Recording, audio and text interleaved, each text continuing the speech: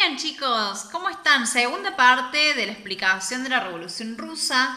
Tengan en cuenta que primero tienen que ver el primer video, claramente, para poder ir detectando lo que son las características de una revolución, ¿sí? Esas características de una revolución no es una fórmula que se apliquen de manera idéntica, ¿sí? Es una especie de guía para ir pensando, digamos, ir identificando claramente si un suceso lo podemos catalogar como una revolución, ¿sí? Entonces, cada revolución va a ser claramente distinta a la otra, ¿sí? Puede compartir algunos elementos, pero cada una es única, ¿sí? La Revolución Francesa es única, la Revolución de Mayo es única, la Revolución Rusa es única. Ahora vamos a lo siguiente, ¿por qué nos importa una revolución? Digamos que fue tan lejana en el tiempo, se tiene más de 100 años, es tan lejana como para nosotros, ¿sí? Porque es en Rusia. ¿Y qué es lo que nos interesa de eso? ¿Por qué es importante una revolución? Digamos que pareciera que no tuviera nada que ver. Tiene que ver con la cuestión de que sus ideas fueron tan fuertes, ¿sí? Que trascendieron fronteras y que fueron llegando, su mensaje fue llegando a distintas partes del mundo, ¿sí? Y llegaron acá también a Argentina, que de hecho este autor, Hernán Camarero, es quien lo analiza de la mejor manera, ¿sí? Yo extraje algunas ideas de este texto, digamos, para ir identificando esos elementos de por qué nos importa a nosotros, cómo nos impactó como argentinos esa revolución tan lejana, ¿sí? Bien, y hay que tener en cuenta que esa revolución, además, digamos, de tener diferentes clases sociales, también estuvo acompañada, digamos, de los que son pensadores que dieron impulso a tener, digamos, una fundamentación teórica para hacerlo, ¿sí? Como lo fue, por ejemplo, la Revolución Francesa con la Ilustración, digamos, que hubo como una especie como de fundamento de fondo. Bueno, acá pasaba lo mismo.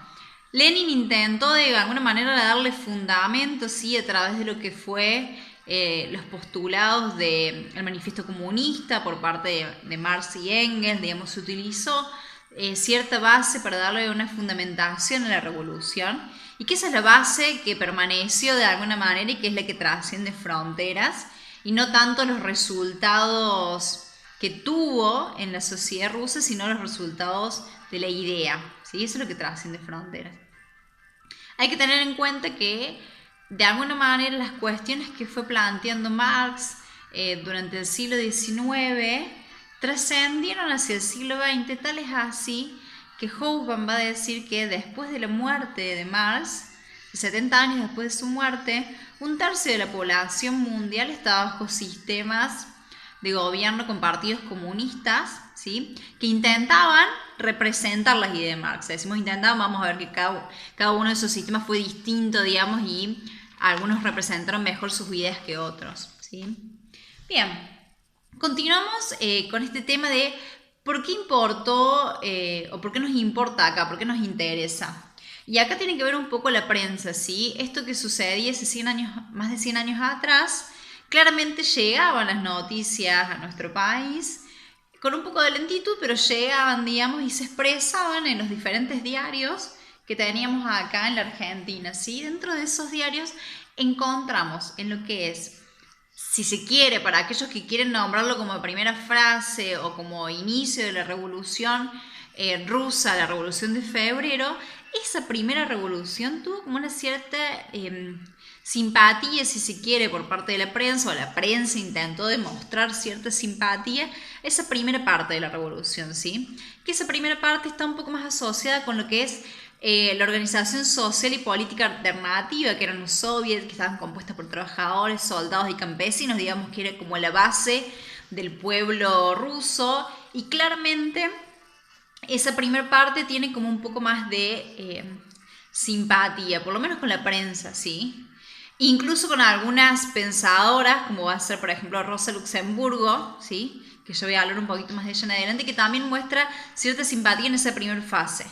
Y no así con la segunda fase, si se quiere, de la revolución, que es la revolución de octubre.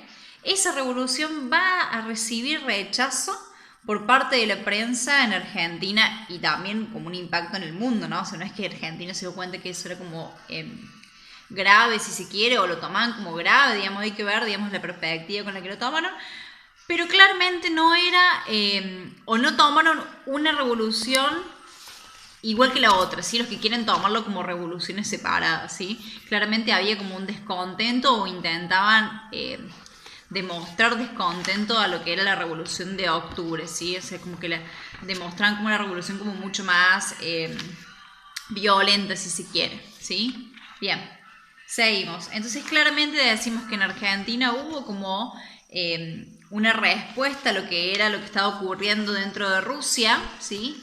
Y que por parte de la prensa vamos a notar que hay en realidad muchísimos momentos de la historia argentina donde van a estar hablando de los conflictos en relación a Rusia, digamos, algo que nos va a atenuar casi siempre, ¿sí? Bien, seguimos en el tercer video.